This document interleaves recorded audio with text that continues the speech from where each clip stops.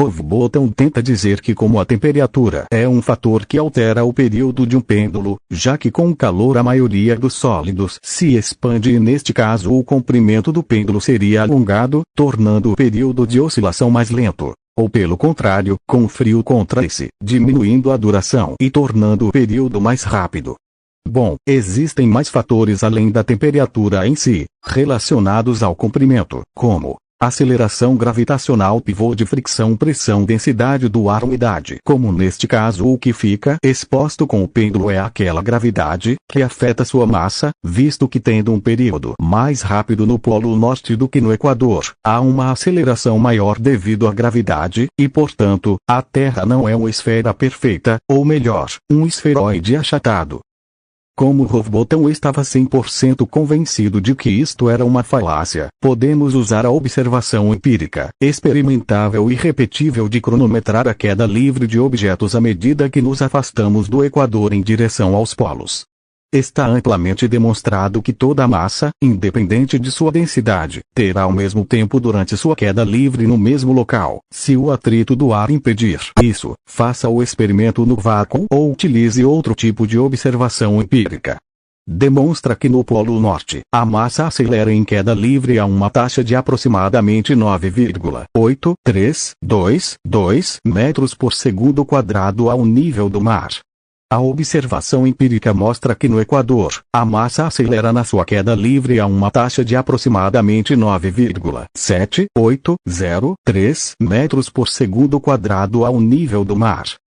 Duas coisas estão acontecendo. Uma, já foi dito no que Houghton critica erroneamente, quanto maior a altura, menor a aceleração da massa em sua queda livre, pois a Terra não é considerada uma esfera perfeita, mas sim um esferoide achatado, já que sendo mais alta ou mais longe do centro até o Equador, a aceleração é um pouco menor do que nos polos, e como você já deve saber, um pêndulo gera energia potencial e energia cinética entre as oscilações. A massa do pêndulo, ao atingir seu estado de energia potencial, então sofre uma queda livre, e é muito evidente que ao nível do mar nos polos, a massa do pêndulo será vista acelerando em sua queda livre mais rapidamente do que no Equador. A outra é que se a Terra gira, a aceleração centrípeta que temos no Equador é de cerca de 0,03 metros por segundo ao quadrado, entendendo por que a Terra é achatada nos polos, e por que a aceleração gravitacional é ligeiramente menor no Equador. Empiricamente, fica demonstrado com o exposto que um pêndulo tem um período mais rápido nos polos devido a uma maior aceleração da massa em sua queda livre do que no Equador, e que isso não se deve apenas à questão do menor comprimento devido à contração, devido ao frio. Uma equação simples para o período é, considerando apenas a aceleração gravitacional neste caso e omitindo o resto para entender o que está sendo explicado. No Polo Norte, o período para um pêndulo com comprimento de 28 centímetros seria aproximadamente. No Equador, o período para um pêndulo com comprimento de 28 centímetros seria aproximadamente. Efeito Alais. O efeito Alais é uma suposta precessão anômala do planos de oscilação de um pêndulo durante um eclipse solar.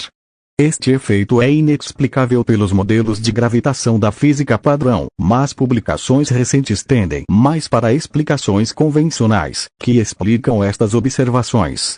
O efeito foi observado pela primeira vez no ano de 1954. Maurice Allais, um estudioso francês que ganhou o Prêmio Nobel de Economia, também observou este efeito em 1959 durante outro eclipse solar. Durante o eclipse solar de 26 de janeiro de 2009, foi encontrada uma correlação entre o comportamento anômalo de um pêndulo e um equilíbrio de torção, localizado em dois pontos diferentes fora da zona de sombra.